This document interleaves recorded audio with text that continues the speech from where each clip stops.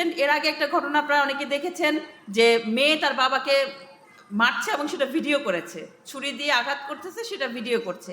এরও প্রায় 7-8 বছর আগে আমরা ঐশী নামে একটা মেয়ের কথা শুনেছি যে তার বাবা মা দুজনকে হত্যা করেছে।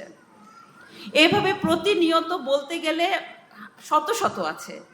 সন্তান বাবা মাকে হত্যা করছে, আবার বাবা মা সন্তানকে হত্যা করছে। তাহলে এই কোন সমাজ? একটু চিন্তা করেন, এ কোন সমাজ যেখানে সবচাইতে নিরাপদ মায়ের কোল, বাবা, সেইখানে আমরা নিরাপদ না, সন্তান নিরাপদ না, আবার সন্তানের কাছে পিতামাতা নিরাপদ নয়। আপনারা অনেকে জানেন আমি ব্যক্তিগতভাবে একজন ডাক্তার, শিশু মনোবিজ্ঞানী, শিশুদেরকে নিয়ে কাজ করি, শিশুদের মনস্তত্ত্ব নিয়ে কাজ করি। আমি আমার বাস্তব জীবন, আমি প্রায় 15 বছর ধরে শিশুদের নিয়ে কাজ করছি। বর্তমানে যেটা দেখতে পাচ্ছি যে শিশুদের মনস্তত্ত্ব অত্যন্ত নেতিবাচক দিকে ধাবিত হচ্ছে।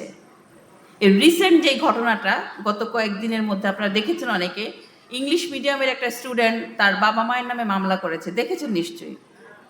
এবং সে অনর্গল ইংরেজিতে বলছে যে they are criminals, they are not my parents, they are criminals, সেইভাবে বলছে। এবং সেইটাও বলছে যে আমার জন্ম আমার সিদ্ধান্ত না, আমার সিদ্ধান্ত ছাড়া ওনারা আমাকে জন্ম দিয়েছে। একটা সন্তান যখন তার জন্মদাতা পিতামাতার নামে এইভাবে অভিযোগ করে, তাহলে সেই বাবা মায়ের বেঁচে থাকার লজ্জায় মরে যাওয়ার ছাড়া আর কোনো উপায় আছে?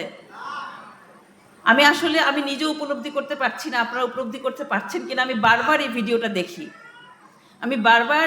দেখছি আর মেয়েটার কথাগুলো শুনছি আর চিন্তা করছি আমরা কোথায় আছি, কোন সমাজে বাস করছি, যেই সন্তানের জন্য এইভাবে শরীরের রক্ত পানি করে উপার্জন করছি, রাত জেগে যেই সন্তান অসুস্থ হলে সেবা করছি, যেই সন্তানকে সমস্ত ঝড় ঝঞ্ঝা থেকে বুকের মধ্যে আগলে রাখছি, সেই সন্তান যখন বড় হয়ে বলবে ইউ আর ক্রিমিনাল, তোমরা আমার মন মতো কাজ করতে দিচ্ছ না, তোমরা ক্রিমিনাল, এই কথা যখন বলবে, আমার বিরুদ্ধে যখন মামলা করবে, তখন আমার অবস্থানটা কোথায় যাবে?